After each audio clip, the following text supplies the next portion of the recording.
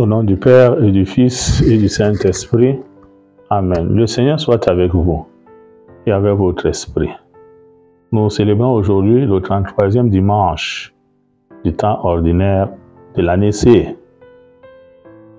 La première lecture est un extrait du livre de Malachie, chapitre 3, versets 19 à 20. Le psaume 97. Il vient le Seigneur gouverner le monde avec justice. La deuxième lecture est un extrait de la seconde lettre de Saint Paul apôtre aux Thessaloniciens, chapitre 3, versets 7 à 12. Et l'évangile de notre Seigneur Jésus-Christ selon Saint Luc, chapitre 21, versets 5 à 19. Dans l'évangile de ce dimanche, le Seigneur attire notre attention sur les événements du monde qui vont se dérouler autour de nous. Cette attention doit être orientée vers le Seigneur, de telle manière que ne pas nous laisser entraîner, non seulement par les faux prophètes, ni nous détourner par ces événements. Nous devons maintenir une vie de persévérance, sachant que même dans ces ouragans, même dans ces tsunamis, nous ne sommes pas seuls. Nous sommes avec le Seigneur. C'est la raison pour laquelle le Seigneur lui-même nous dit ceci. Ce que vous contemplez, des jours viendront où il n'en restera pas pierre sur pierre, tout sera détruit. Alors, il nous dit que le monde dans lequel nous vivons, malgré cette beauté du monde, qui doit nous renvoyer à la beauté éternelle, ce monde n'est pas éternel.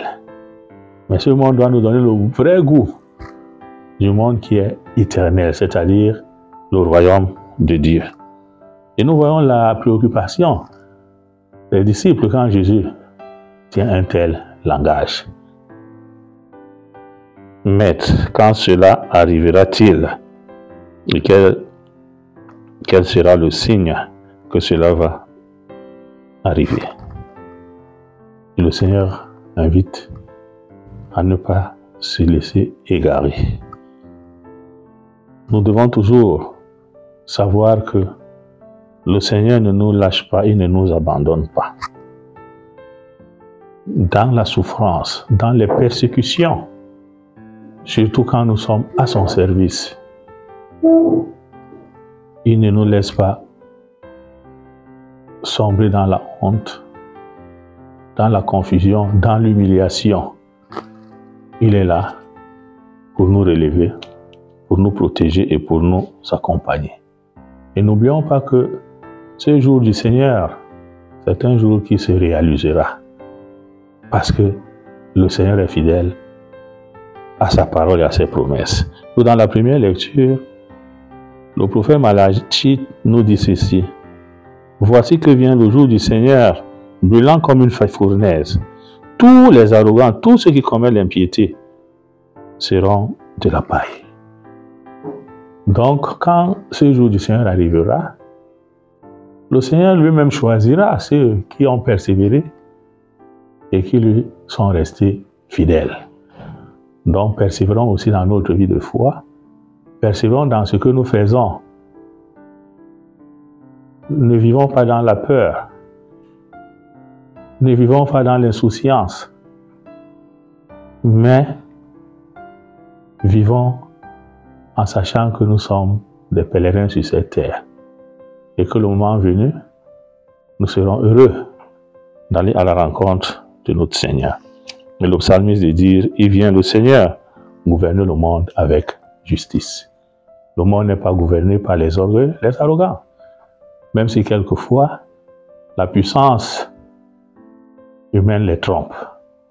Mais notre monde est gouverné et dirigé par notre Seigneur Jésus-Christ.